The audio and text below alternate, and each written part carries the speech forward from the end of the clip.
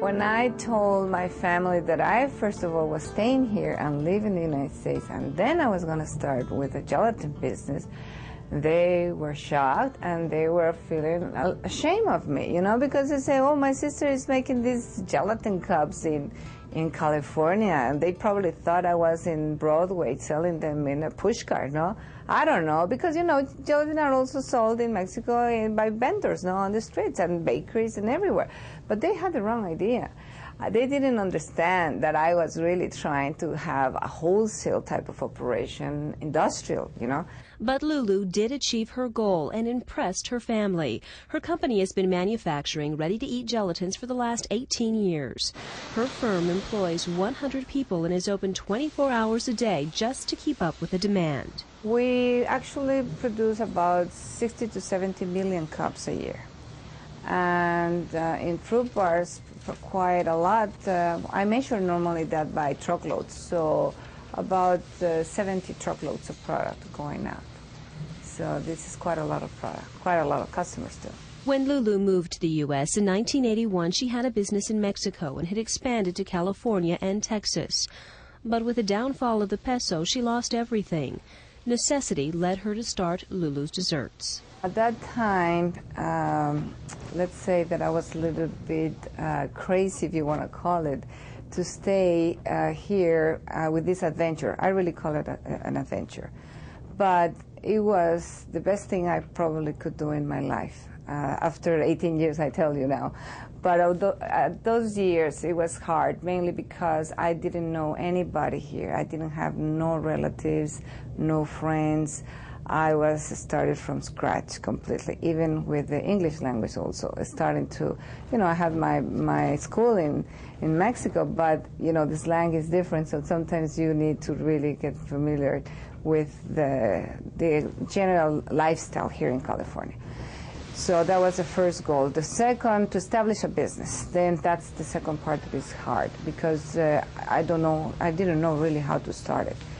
But talking to people, calling people, making mistakes. There's no other formula here.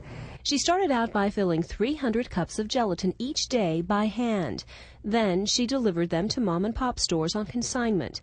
But people were unfamiliar with her product, and she feared that it wouldn't sell. And that was the best thing I could do, because the same day when I was delivering my product in the morning, I had calls in the afternoon saying, Senora, please come back, your gelatins are gone. So that gave me really the, you know, the courage really to continue my business. Lulu's Desserts continued to grow year after year, occupying 2 factories and adding new sizes and flavors to its product line. But Lulu learned that great success can sometimes become the biggest challenge for an entrepreneur. Moments like, for instance, in 1991, 92, that I had to leave my house in Torrance because I completely lost it. You know, financially speaking, I was going through a big growth in my factory, and it was not well planned. The recession was there too, and I had too many debts. So at the same time, I started another company, the fruit bar company, that everything together really didn't help me. So I was ready to go, and I sent back my furniture even to Mexico. And I had to give back my home to the bank, and also the plant in Gardena. You know, we lost that building too. And what I did is I concentrated all my efforts. I moved to a 1-bedroom apartment very close to the plant. I was at the same time very depressed because my father just recently passed away in those years. So you know that it's not easy, you know, when you're not happy, everything around you doesn't look good, no? But Lulu fought back. She had worked too hard to accept defeat. She also knew her employees were counting on her. She paid off her debts and learned that growth has to be controlled and well planned. And when an industry giant introduced a new product as direct competition, the outcome was different from what one might expect. When Jell-O started in 1992-93, I was a little bit worried at the beginning.